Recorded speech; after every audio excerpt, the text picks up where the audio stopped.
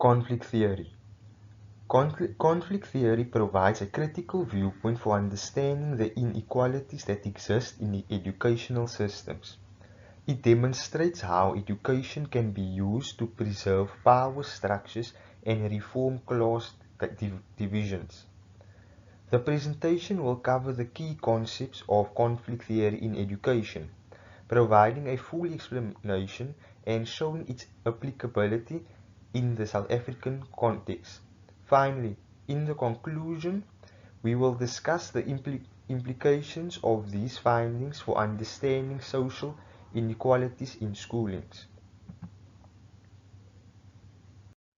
Key concepts of conflict theory.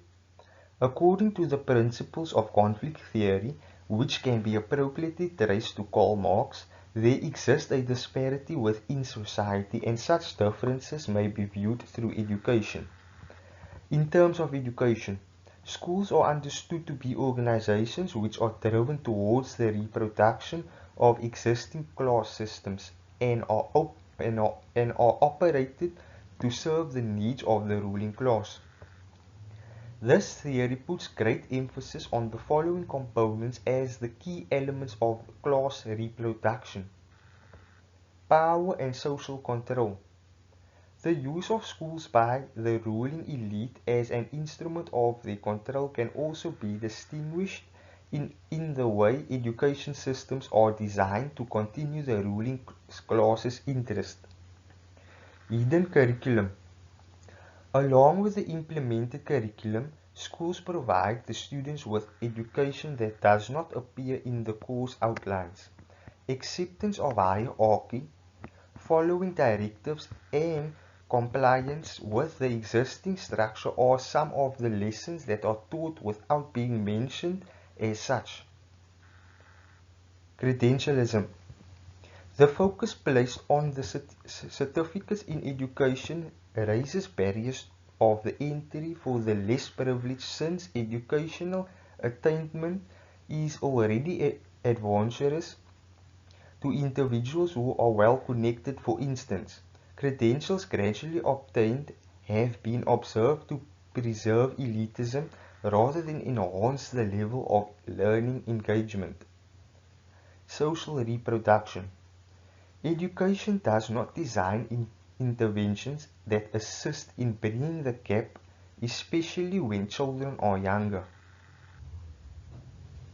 It is common for kids in poverty to become parents as they grow older as well. Children from wealthy families receive the best education, and thus they easily adapt to social circles that they belong to, while those from disadvantaged backgrounds remain trapped in a cycle of poverty. Conflict theory in South Africa. South Africa's apartheid history amplifies how conflict theory develops in education. During apartheid, the education system was utilized to maintain racial inequalities, with black South Africans obtaining poorer education that limited their chances and maintained the white minority's economic dominance.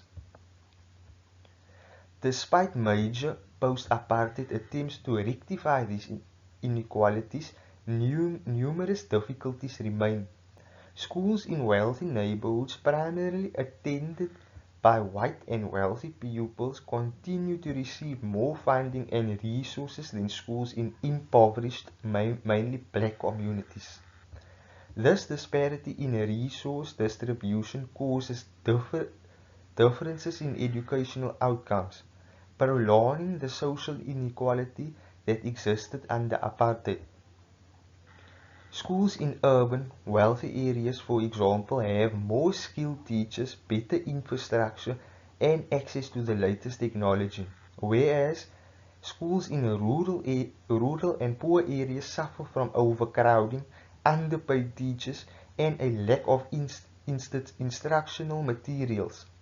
These obstacles block the upward progression of students from lower socio-economic backgrounds, increasing class differences and contributing to South Africa's persistent cycle of inequality.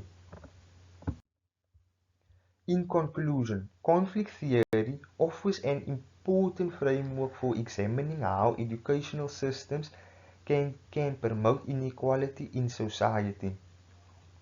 In the South African context, this theory emphasizes how educational inequalities stem from historical power imbalances, and despite improvements, many issues remain.